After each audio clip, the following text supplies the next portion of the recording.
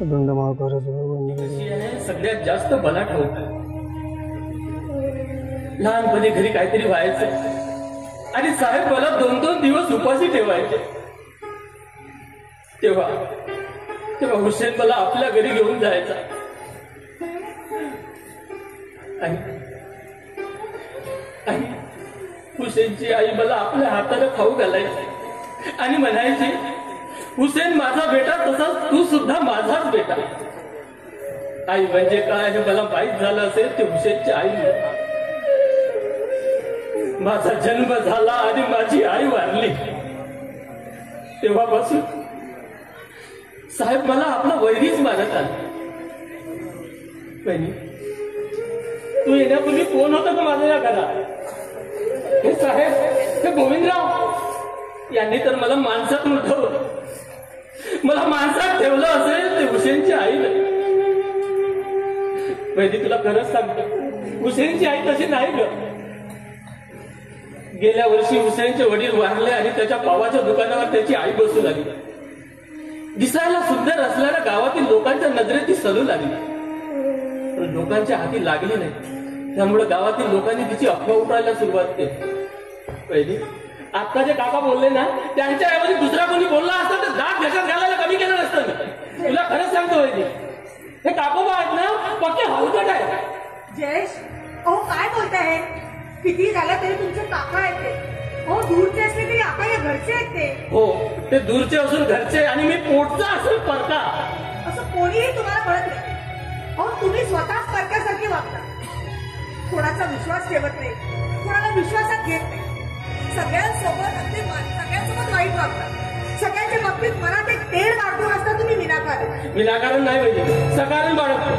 हे गोविंद काका पैशाचा हिशोब कुणालाच देत नाही आणि माझ्याकडून मात्र पैसा हिशोब घेतात. एक पैसा इकडचा तिकडे झाला तरी साहेबांना जाऊन सांगतात. आता वहिनी हेच बघ, गेल्या आठवड्यात तू त्यांना फर्निचरच्या पॉलिसीसाठी 4000 रुपये दिले. नाही, फर्निचरचं पॉलिस झालं, पण त्यांनी तुला दाखवलं बिल एक तरी, दिला हिशोब. हो, दाखवतील की. हो, दाखवतील, वाट बघ. ते बघा, मला एवढंच कळतं की आपल्या सगळ्यांमध्ये काही वाईट आणि काही चांगले गुण असतात. अहो, ज्या घरात वडीलधाऱ्या माणसाचा उपमर्द होतो ना, त्या घरचं घरपण फार काळ टिकत नाही. साहेबांना यांचे दोष दिसत नाही, माझे तेवढे दिसतात. हो, ते परके आहेत, तुम्ही त्यांचे आपले आहात. त्यांच्यामुळे फार तर साहेबांचं नुकसान होतं, पण तुमच्यामुळे बदनामी होते साहेबांची. बदनामी यांची बदनामी, यांचा सन्मान याचाच विचार करीत जगायचं का मी जन्मभर? यांची नुसती बदनामी झाली त्याला मी जबाबदार, आणि माझी आत्मा ससरा उठपाट झाली, आयुष्याची दैन्य उडाली, त्याला जबाबदार कोण? यांच्या बदनामीचं दुःख यांना होतं आणि माझ्या आयुष्याची वाट लागते त्याचं त्यांना काहीच वाटत नाही. अहो, असं नाहीये. हे बघा, अहो, आज साहेबांकडे काय नाहीये, मान, मराठा, पैसा, पण रात्रभर झोप लागत नाही त्यांना.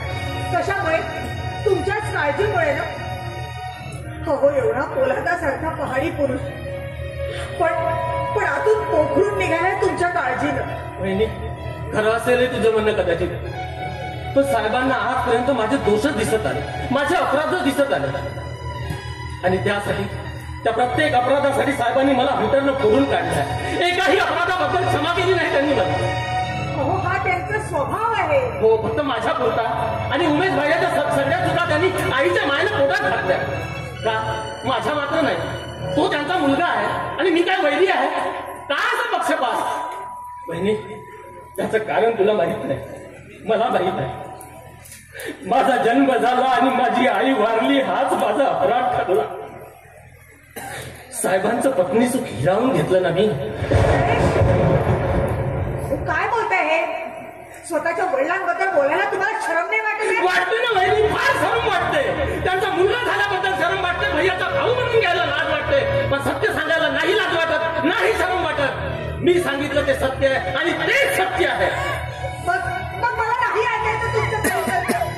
मला आपल्यालाच राहू द्या, मला आपल्यालाच राहू द्या. जयेश, हे बघ मी किती फुलं गोळा केली, बघ ना. वहिनी, काय झालं? तुम्ही रडत आहात? होय सुमा, वहिनी रडते आहे. माझ्यावर प्रेम करते ना ती. माझ्यावर प्रेम करणाऱ्या प्रत्येक माणसाला रडावंच लागतं. माझ्यावर प्रेम करणं एवढं सोपं नाही. प्रत्येकाने विचार करावा माझ्यावर प्रेम करण्यापूर्वी. जयेश काय झालंय? तुम्हा फुलं आणलीत ना, दे. बहिणीला दे, तिला खूप आवडतात. बहिणी घ्या ना फुल, बघा किती सुंदर आहे आणि सुगंध तर खूपच छान आहे याचा. घ्या ना. हो ग सु, हो ग. या बागेतली सगळी फुलं खूप छान आहेत आणि त्याचा सुगंध पण खूप छान आहे. पण या फुलांचा सुगंध एकमेकांपर्यंत पोहोचत नाही, एकमेकांना जाणवत नाही. हीच या बागेची शोकांतिका आहे ग, हीच या बागेची शोकांतिका.